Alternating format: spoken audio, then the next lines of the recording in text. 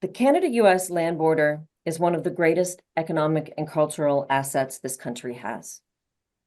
It's more than just a dividing line. It's a shared space where families, communities, and businesses have thrived for generations, thanks to the ability to move back and forth across the border with ease. Border communities across Canada have built their local economies around that flow of people, trade, and tourism.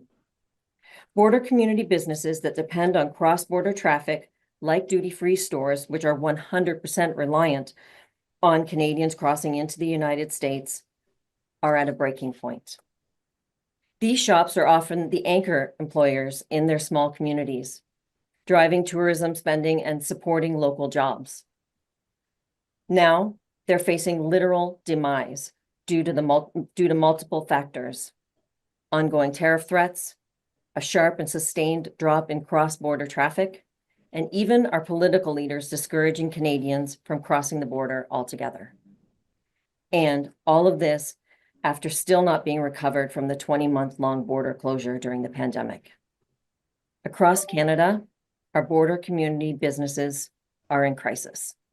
Today, you'll hear from the mayors who represent these regions, and they're sounding the alarm. We are calling on the federal government to step up now with a targeted financial support and a plan that recognizes the unique vulnerabilities of border-dependent communities and the businesses that keep them alive. Thank you again for being here. I'll now turn it over to Philippe to repeat in French. Merci beaucoup, Barbara. C'était Barbara Barrette, directrice générale de l'Association Frontières hors taxes. Elle sera notre modératrice aujourd'hui. Et moi, je suis Philippe Bachand, membre du conseil d'administration de cette même association. Je serai en charge de la section francophone de cette conférence de presse. Bonjour, nous voulons remercier les médias qui se joignent à nous aujourd'hui. Nous serons disponibles pour les questions à la suite des commentaires de chacun des participants. Nous vous demandons d'utiliser la fonction de la main levée pour poser vos questions. La frontière canado-américaine est un des plus grands atouts économiques et culturels de ce pays. C'est plus qu'une démarcation, c'est un espace commun où des familles, des communautés et des entreprises ont prospéré pour des générations grâce à la possibilité de traverser la frontière facilement. Partout au Canada, les communautés frontalières ont bâti leur économie locale autour de cette circulation de personnes, d'échanges commerciaux et de tourisme. Les entreprises de ces communautés frontalières sont à la merci du tourisme transfrontalier. Elles sont à un point de rupture, telles que les boutiques hors taxes qui dépendent à 100% des Canadiens qui traversent la frontière vers les États-Unis. Ces magasins sont souvent des employeurs clés dans leur petite communauté. Ils stimulent les dépenses touristiques et supportent l'emploi local. Aujourd'hui, ils font face à une possible disparition due à plusieurs facteurs. Des menaces tarifaires persistantes, une baisse de trafic substantielle. Nous avons même les leaders politiques qui exhortent les Canadiens à ne pas traverser la frontière. Et ceci à la suite d'une fermeture de plus de 20 mois pendant la pandémie. Fermeture dont les boutiques hors taxes ne s'étaient pas encore remises. Au Canada, d'un océan à l'autre, les communautés frontalières sont en crise. Aujourd'hui, vous entendrez les maires de ces régions tirer la sonnette d'alarme. Nous demandons au gouvernement fédéral d'intervenir dès maintenant en fournissant un soutien financier ciblé et un plan qui reconnaît la vulnérabilité unique de ces communautés qui dépendent de la frontière et des entreprises qui les gardent en vie. Encore merci d'être ici avec nous. Je cède maintenant la parole à M. Mike Bradley, maire de Sarnia. Mayor Bradley. Thank you. And I thank my colleagues for joining us today. We're in a very difficult situation as border cities, as you all know. We stood by the actions of the federal government when they closed the border during COVID. And I think our voices made a big difference in the public support for understanding the damage would be big in our communities, but we knew we had to do it for the right reasons. And now we here are today in a position with all the activities going on, the tariffs, all the rhetoric, seeing our cities struggling. And I want to make it clear that I'm certainly not anti-American, never have discouraged anyone from crossing the border. But the issues in front of us are so big and life-changing for our communities. We need the federal government to fully understand as they look to different sectors to assist them through the tariff that will be coming, that duty-free stores and border communities specifically need direct support to deal with what's happening here. We're feeling the pain and we're on the front line. That's just the reality of being a border city. There are many joys to being a border city, but there's also a lot of pain on occasion when issues beyond our control happen. So we do not want to be left behind. That's the simple request. Do not leave us behind as you're looking at the different sectors across this country that are going to need assistance and relief. And that is the message. Just do not leave us behind. And I now turn it over to Mayor Trina Jones to talk to the issues that we have brought forward today. Thank you and good morning, and thanks for allowing me to share today from the east coast of Canada in Woodstock, New Brunswick, and we border the the community of Holton, Maine, who is at the very end of the I-95. So from my perspective, as was similar shared just previously, I hope our levels of government have learned some things from the pandemic and remember them today. Unfortunately, we all feel this feels very reminiscent of the pandemic, and the governments identified quickly then that the tough decisions that they had to make certainly impacted some businesses and sectors disproportionately than others. So we know that they have set aside money at provincial levels, federal levels for relief for businesses that are going to be impacted by the tariffs and everything we're experiencing. So I hope that they act quickly and smartly. We know as border mayors for our communities, there are already businesses that are being impacted by the uncertainty and certainly the degradation that we're seeing of relations. So the duty-free shops qualified during the pandemics, and I don't see any difference with the environment we're in today that they shouldn't be included. And they really need to be treated. So now they're certainly in a position where they're going to have tough decisions to make themselves. If they don't get support sooner rather than later, then some of them may have to close permanently. And we know we would like to see, we don't want to see that in our communities. They play an important role. They offer great service. So let's hope that the province and our province and our federal governments are hearing us and will act quickly. And I'm going to pass it off now to Mayor Dave Carlson. We're switching locations out in Emerson, Manitoba. Thank you, Trina. I'm Dave Carlson from the municipality of Emerson Franklin. We're at the northern tip of the Mid-Continent Trade Corridor. Trade is extremely important and vital to our community and to our province. Transport businesses, ag businesses, customs brokerages, everything is here in our community, and they really rely on the trade. The Emerson Duty Free, I believe, is one of the oldest duty frees in Canada. It's been in operations for over 40 years. They're one of our largest employers with over 20 employees. I know that since the pandemic that they have suffered mightily for no fault of their own. You had a pandemic that shut down the border, and now you have potential full-on trade war that will affect their business even further. So we would like to see some supports from the federal government for our small businesses and for the duty-free. They are a big network across Canada and I believe that they are a vital cog in our trading and relationships with the United States. So we would like to see those supports because we don't want to see these businesses go away.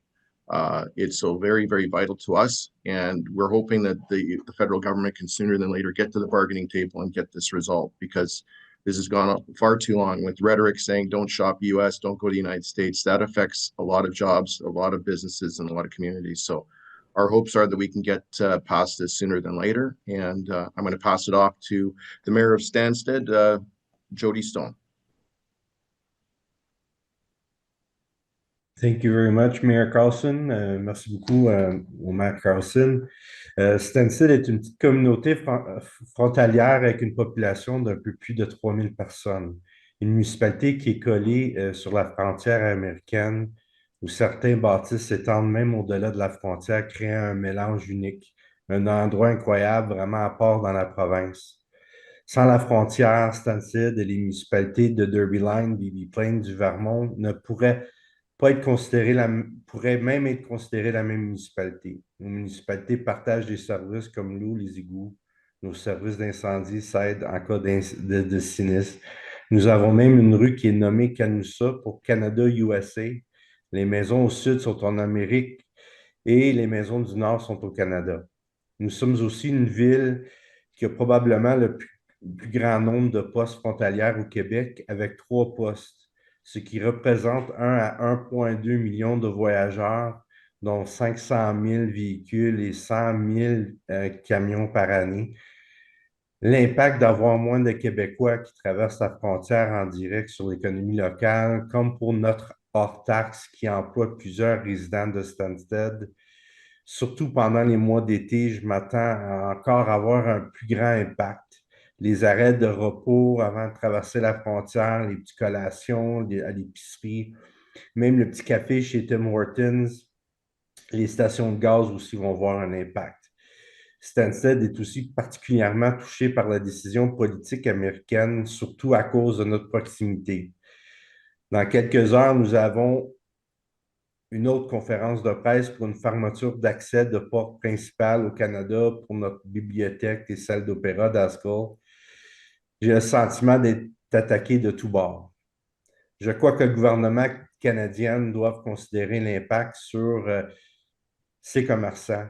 Et à cause de cette guerre commerciale qui font des Américains. Je passerai la parole à Mayor Allan MacEachern. Sorry, I think I didn't pronounce your last name properly, but Thank you, Mayor Stone. Yes, Mayor MacEachern from St. Stephen, New Brunswick, bordering Calais, Maine, here in our small border community. A lot of the stuff's been talked about, but I'm going to sort of repeat because it is important. Yes, our municipalities all along the borders suffered greatly through COVID, and that was, and we haven't got our feet underneath of us from that. We haven't recovered from that. So I think it's really important to understand that. But when our governments are asking us to stay united, it's very challenging for us to stay united and do these things, like not cross-border shop when we are so close to our neighbors. But in doing so, we need to know that our government's got our backs, and I got to let our community know that they got their backs and that are covered through this painstaking event that we're in. And so I would ask our federal and provincial government to let us know that, so we can let our citizens know.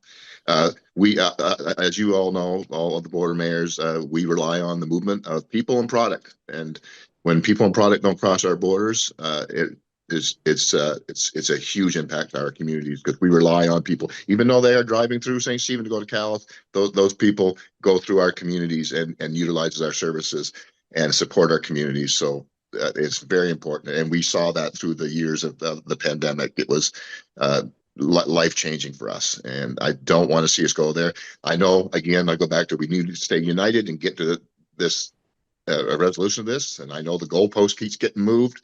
I understand all that, but we got to let our citizens know that and let our neighbors know as well. Like, I'm very concerned because it's challenging, because us and border communities are also looking at our neighbors right in the eyes, like we're in the mix of it. We're not away from the borders like a lot of us, an hour away. It's a little easier not to participate, but for us, it's tough.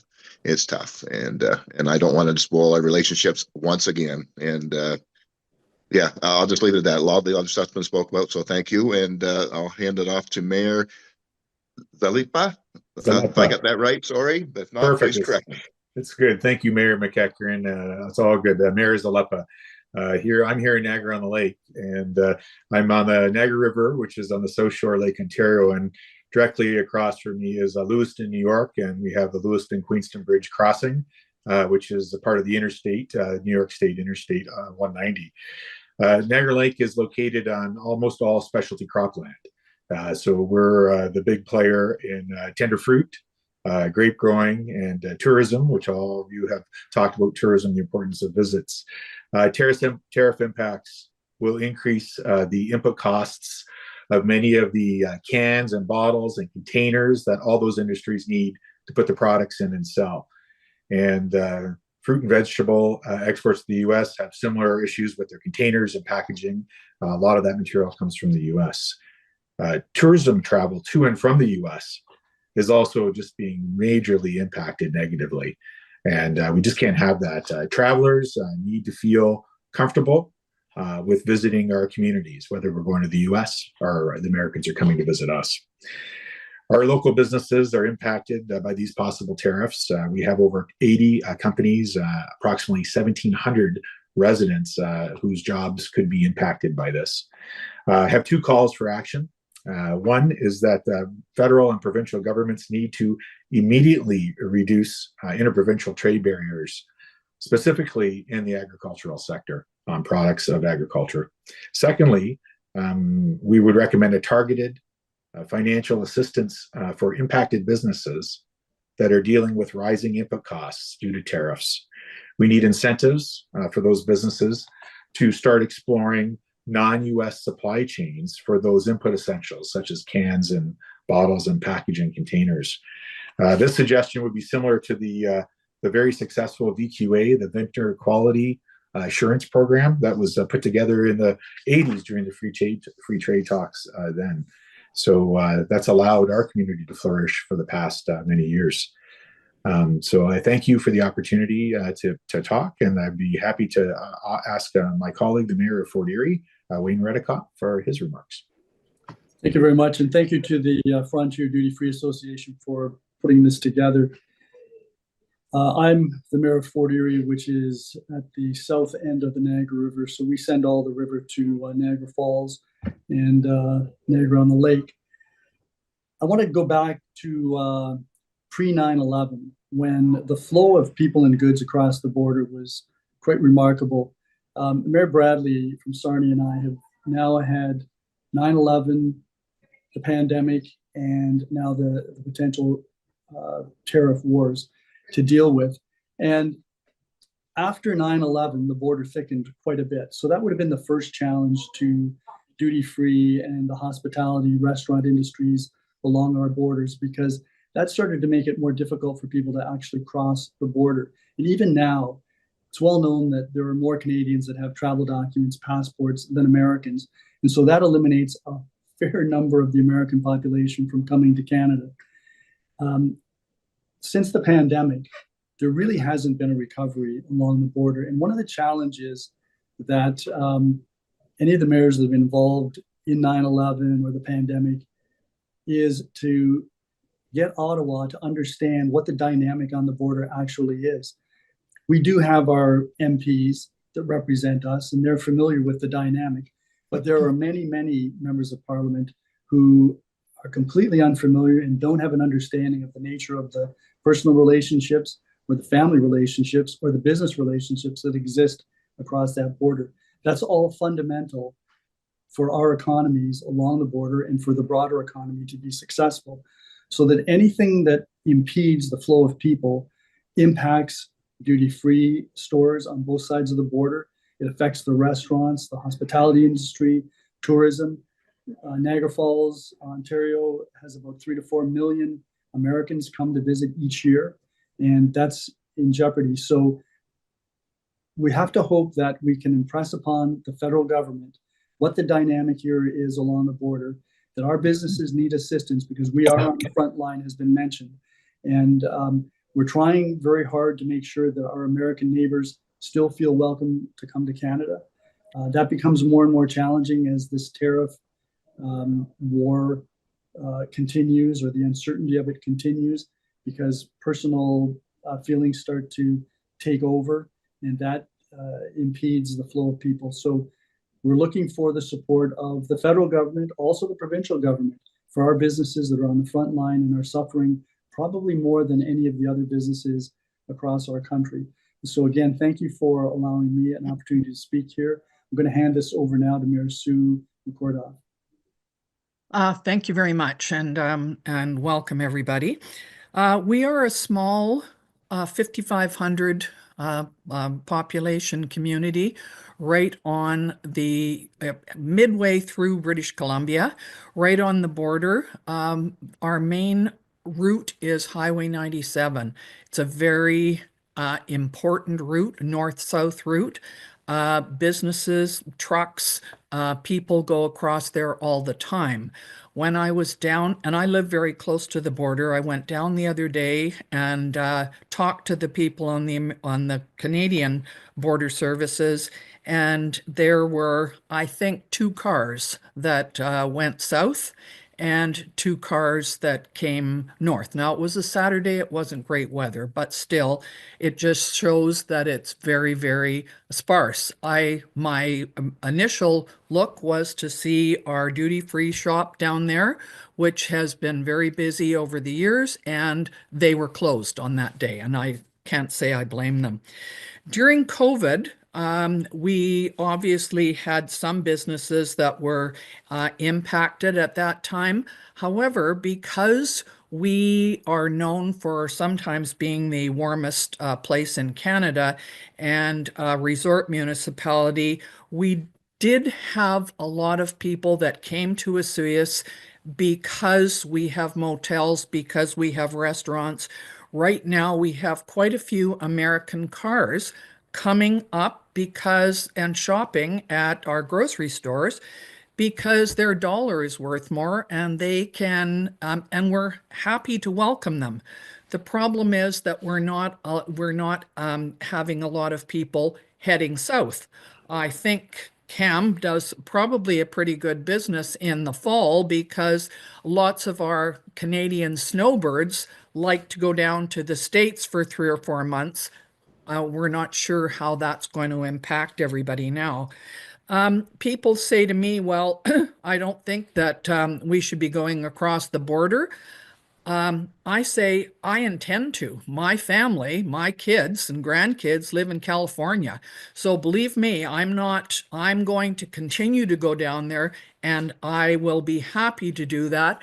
I don't have a problem with most of the American people. I just have a problem with a few of them at the top, which has caused a great deal of concern here. But our businesses, and I've talked to a few of them that do go back and forth across the border, trucking businesses, they're kind of concerned, they're confused, they're a little afraid, they're not quite sure what's going to happen next because things seem to change daily and hourly sometimes. And so it is unnerving for any of us. But I must say that one of the best businesses in town is the duty-free shop, which Cameron Bissonette owns with his family. They've been very supportive of the town. They've hired people in the town, and we're very happy to try and support them, because I've known Cameron since I don't know whether he was born in Osoyoos or not, but anyway, I was a teacher for a long time, and so I certainly know the Bissonette family, and they've been great citizens and volunteers in our town. So I'm going to turn it over to Cameron Bissonette, who owns the duty-free shop. Thanks, Cameron. Thank you, Mayor. Excuse me, and thank you for your support. Really appreciate it. Thank you, Barb, for putting this together, and thank you to all the border community mayors for being here. Obviously, these are extremely challenging times. I'm going to come at it from a completely different perspective here. I'll tell you a little bit about myself. I'm a second-generation duty-free operator. My parents were awarded 2 licenses in British Columbia in the mid-1980s, one here in Osoyoos, also one in the East Kootenays. So one of my crossings goes into Washington State. The other one goes into Idaho. Had the pleasure of working with my family for a number of years, worked with my sister until she retired. I ended up buying the remaining family members out in about 2007, 2008. It was a wonderful business for many, many years. I just did an interview with Bissonette talking about how great the business is. We get people who are either starting their vacation, going into the United States, and they're getting some of the world's most well-known brands at 25 to 40% discount, or it's Americans who've been up to Canada, maybe been to Banff, Jasper, wine touring in the Okanagan.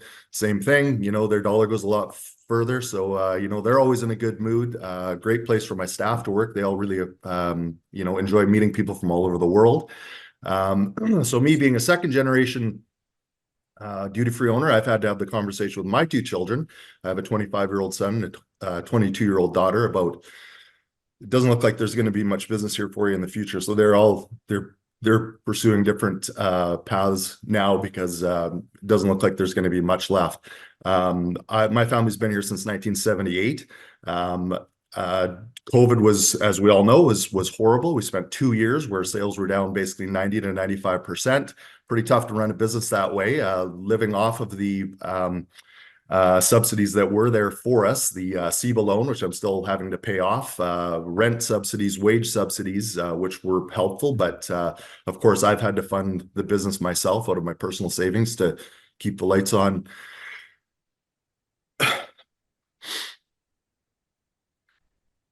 Sorry about that.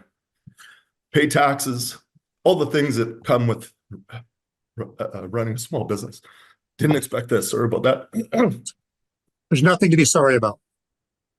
But anyway, living in Osoyoos, and I've even had to make a career change. I'm now living in Kelowna. Started a career in real estate finance because I could see the writing on the wall. Have really good people that work for me, taking care of it for me while I do other things. I haven't collected a paycheck from my business since June of last year. Now it's getting to the point where I'm wondering, how much longer can I pay my staff? We just did a survey within our association. 25 to 30% of the people are wondering if they're going to be here in 6 months. I was asked a question, how long do you think your business can remain solvent? And that was a punch to the gut because I really had to think about it. It's the first time I thought, am I going to be here? How long will I be here for? You know, the Duty-Free Association, much like Canada in general, we're small, we're scrappy. We you know, are always going to punch against above our weight. We're survivors, so we're going to do everything we can. But right now, it really feels like we are hostages in economic warfare. We know that aluminum, lumber, the automotive industry, they employ hundreds of thousands of people in this country. The difference between the small duty-free association and some of those industries is they can pivot. They can sell their products elsewhere in the world. We can't. During COVID, I couldn't even sell my domestic chocolate bars to my brother-in-law who has the dollar store in town. CBSA would not let me take any of that inventory out and try to just get my costs back on it. So we're in a really challenging spot here. Every single product that leaves my front door has to go into the United States. As Mayor McKortoff said, you know, there's some days, you know, well, I shouldn't say a dozen cars. I mean, there's more than that. But I had one day last week where I had a negative $67 day at my store because someone came in to do a refund. That's how dire it is. So, you know, we understand there's going to be a fund that is going to be created here. We're not looking for a lot of money. We just want to be able to stay solvent. We want to be able to pay our bills. We want to be able to pay our staff and, you know, hopefully be here for the next 5 or 10, 20 years or however long that's going to be. So again, appreciate everybody being here. Sorry about the emotions coming up, but Thank you, Cam. And don't feel badly about the emotions. I know I hear what you're living through, and unfortunately, your story, you're not alone in your story, that there are a number of businesses and border community businesses across Canada who are feeling that same kind of pain. So thank you so much for sharing your story. I'd like to thank you and all the mayors and speakers here today for sharing your powerful stories and making it clear what's at stake for Canada's border communities. What we've heard today is not just a warning, it's a call to action. These communities are resilient, but they cannot face this growing economic pressure alone. The federal government must step up now with targeted support to ensure these businesses, jobs, and people who depend on cross-border traffic are not left behind.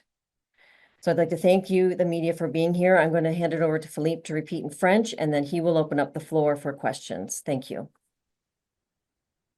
Merci beaucoup tous les maires. Merci beaucoup, Cam, de nous avoir partagé vos points de vue frappants et de nous démontrer ce qui est en jeu dans nos communautés frontalières.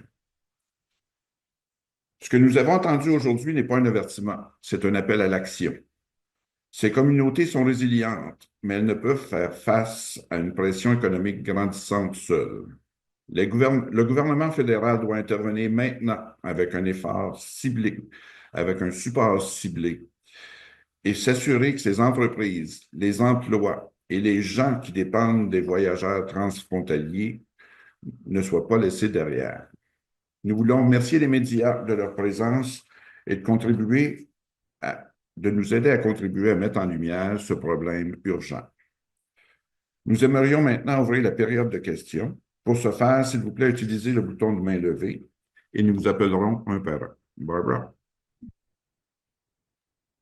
Merci, Philippe.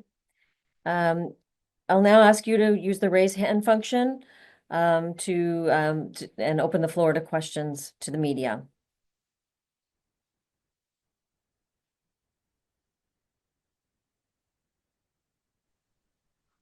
I see Nick Taylor.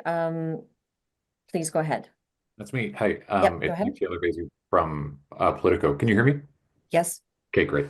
I'm wondering if the Duty Free Association or the Border Mayors Alliance that I know is meeting has a direct line into the federal government, if there's a point of contact on specifically these issues that is producing any kind of back and forth, useful back and forth. You want to take that, Mayor Bradley? I will. And I want to go back and just appreciate Cam for painting the human picture of what's happening out there. We're resurrecting those connections. We have this new Canadian Border Mayors Alliance, which is growing. Given the present political situation, I would say that we're probably on hold for the next 4 or 5 weeks. And then we'll be making a full court press to make sure that these communities, these individual businesses, can receive the funding they need to survive. And I go back to a lot of the comments made. We've been dog paddling now for the last 4 or 5 years because of COVID. And this is the last thing we needed to happen, to have these type of tariffs come at us and cause the destruction they will. But once we're through this federal election, we will, whoever the government is, we'll be making our case specifically for border communities. Do you have a follow-up, Nick?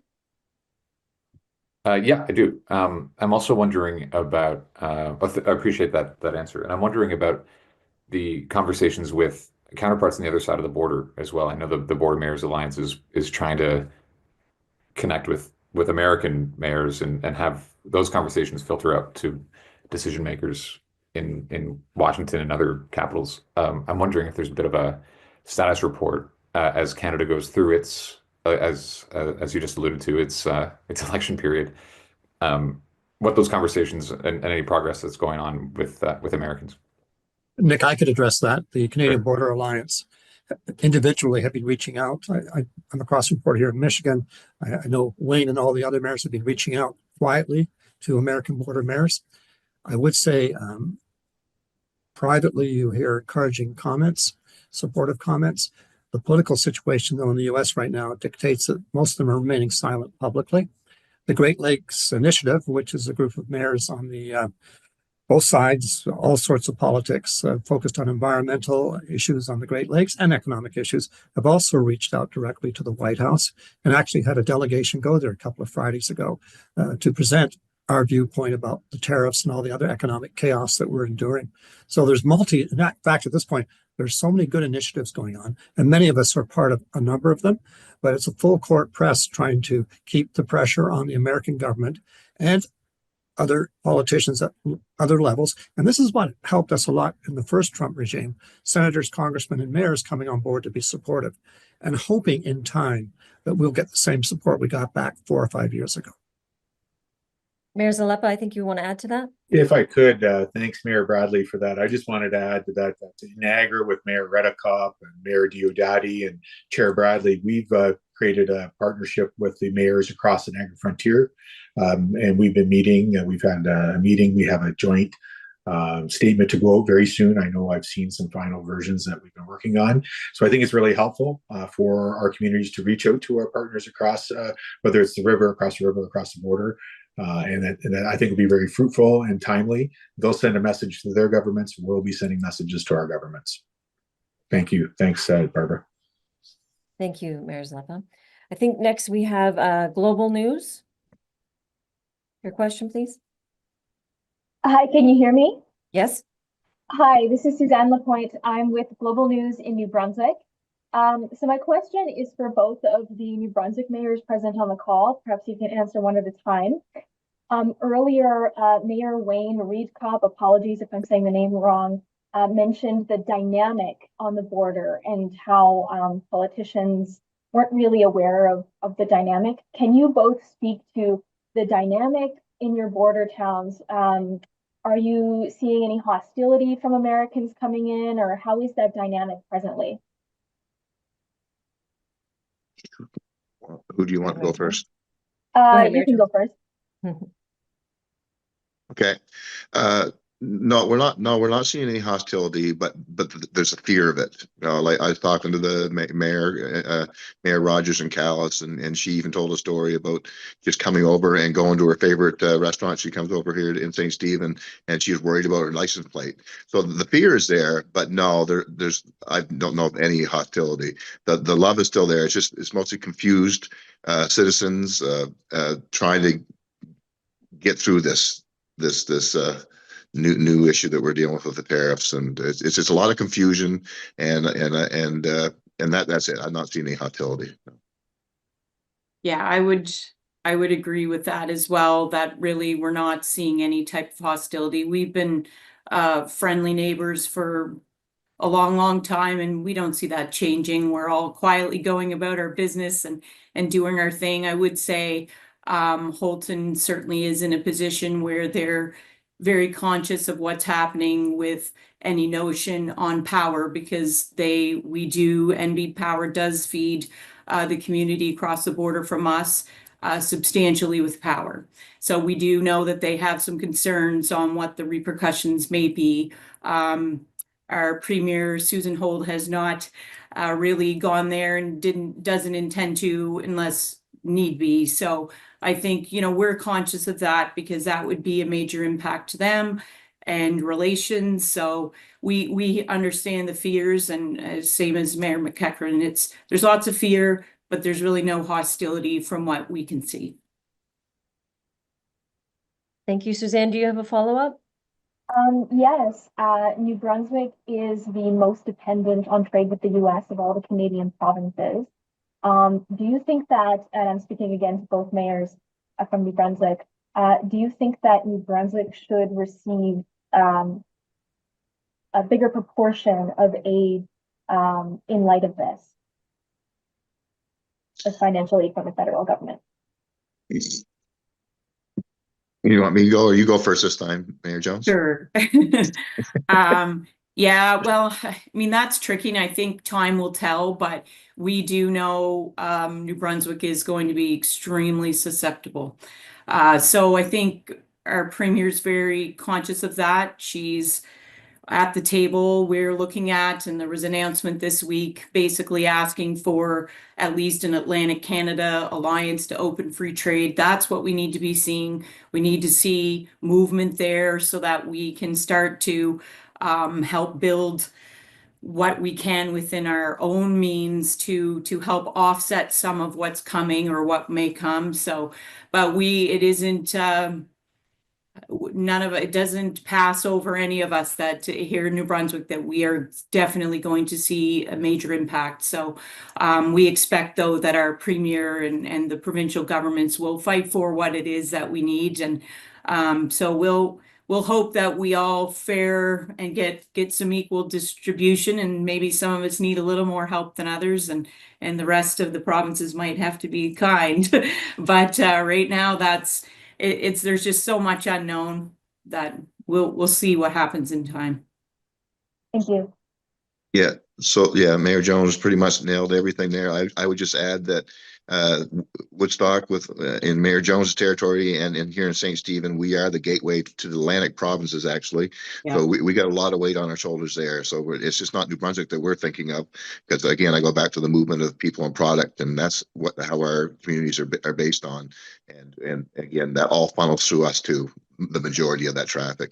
We just lost last month was 26,000 people in the province of New Brunswick didn't cross the borders just in a month. That's huge impact to us. So, but again, and I'll just leave that at that. So thank you. Thank you, Mayor. Next we have La Presse. Julian, thank you. Go Yeah. ahead. Hi, bonjour. My question will be for Mr. Stone. You can answer in French, but I'll ask in English, because if someone else wants to jump in, feel free to jump in.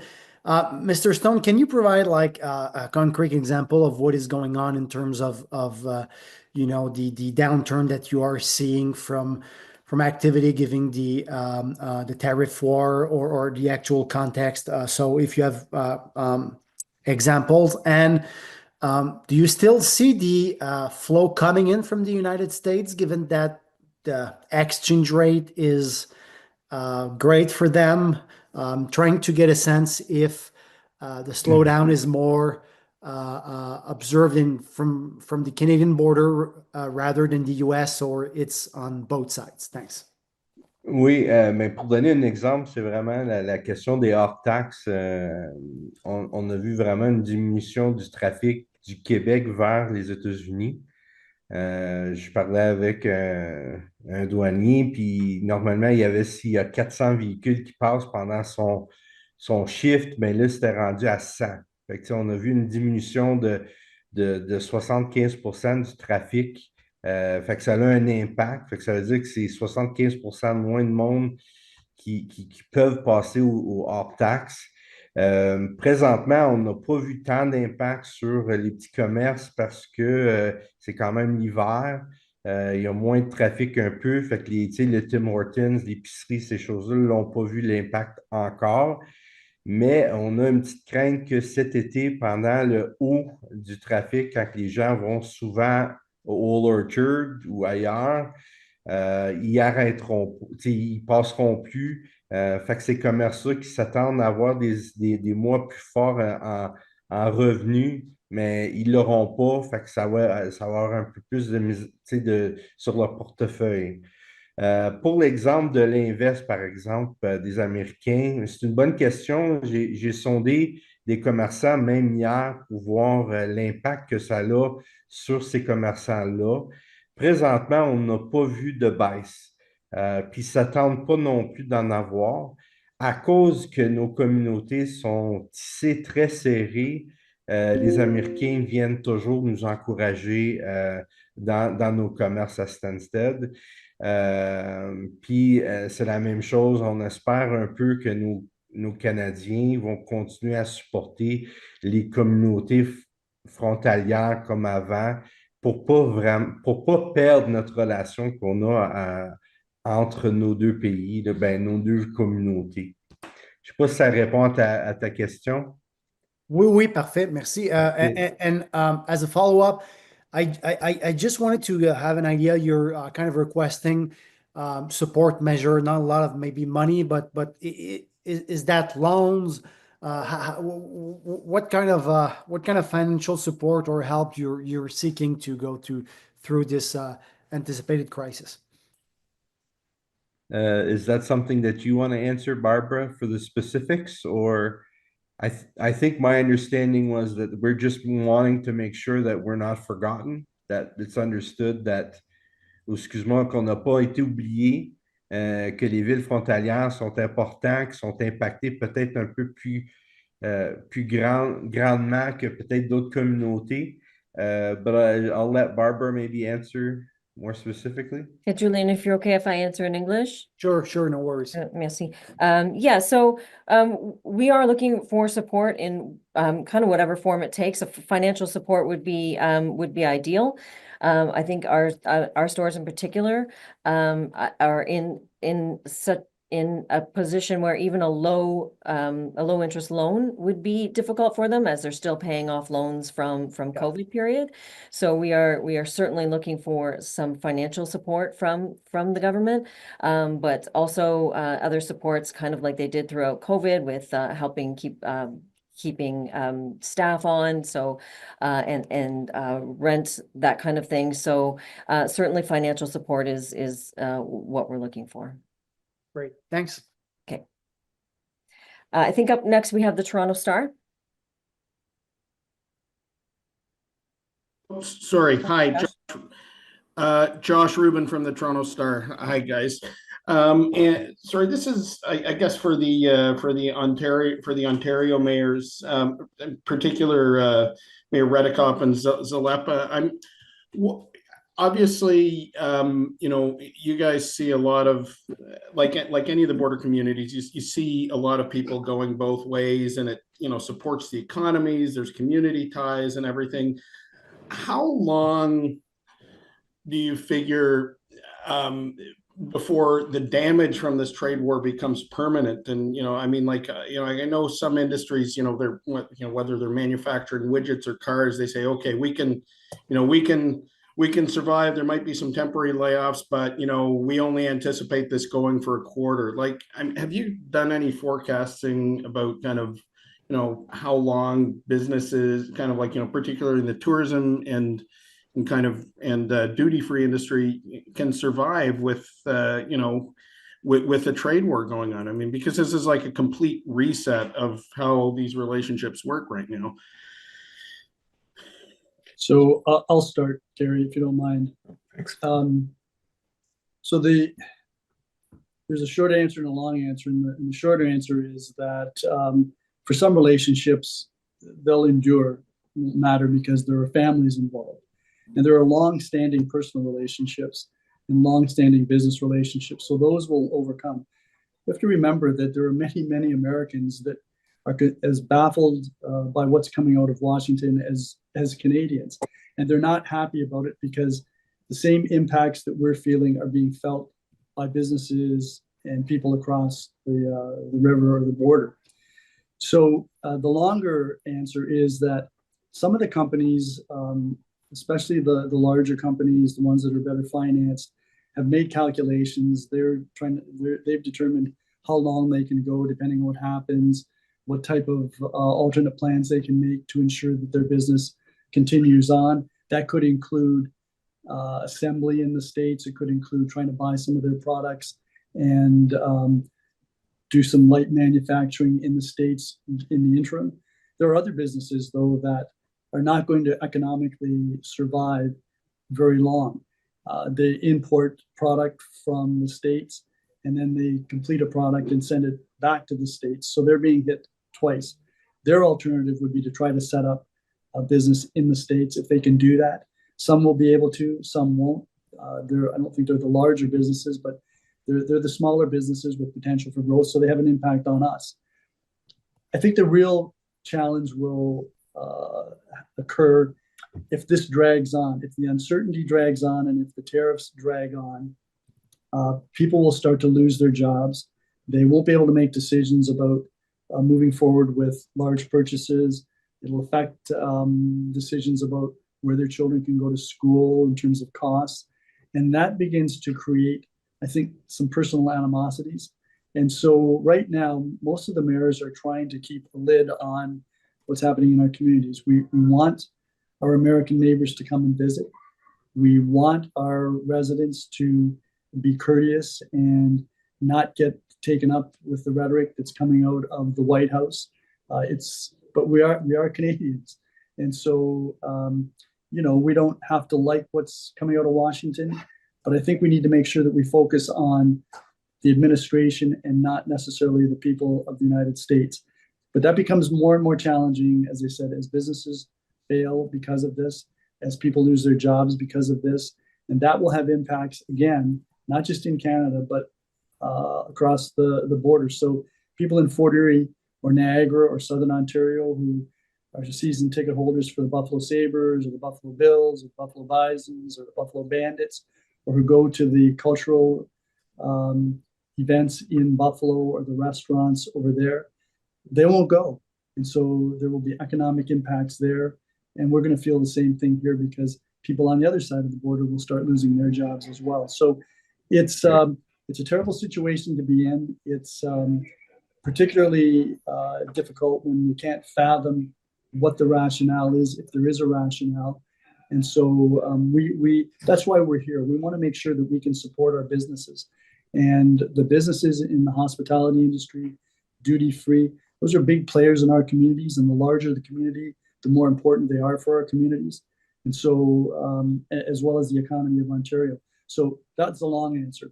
Sorry. Well, thank you. Appreciate it. Thank you. I would just add, and I just want to add, I think we're still in our early spring season here for tourism and in agricultural sector as well. But as we head into the summer, this is when the pain's going to hit. So we're really watching that, as Mayor Redekopp just said. We want to encourage visitation.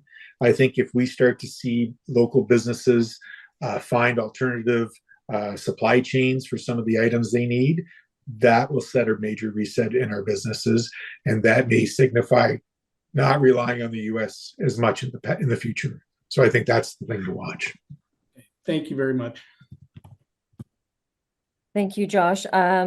Canadian Press, CP? And then I think we'll take one more after that, and then we'll have to let these mayors get back to their busy jobs. So CP, please go ahead. Hello, can you hear me? Yes, we can. I have a question for Mayor Jody Stone, and he can answer in French if he would like to. My question is that Mayor, what is your response to the U.S. decision, obviously, that they have taken to block the main entrance of the library on the border area? C'est certainement, je suis déçu. C'est un droit que les citoyens du Canada avaient depuis plus de 100 ans. C'est vraiment une déception de notre part. Ça montre à quel point c'est fragile les relations entre deux pays. C'est sûr que la bibliothèque va faire l'annonce cet après-midi, mais on va se monter on va travailler fort pour s'assurer que les Canadiens vont toujours pouvoir utiliser puis de rentrer dans cette bibliothèque historique qui fait les nouvelles presque à tous les jours maintenant.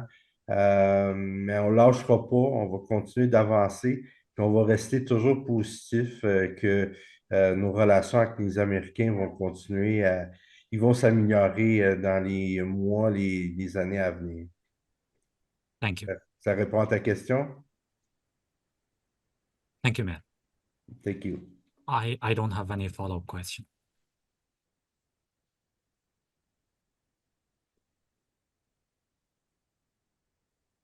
I think we have time for one more, and then I think we have CBC New Brunswick. Are you on the line?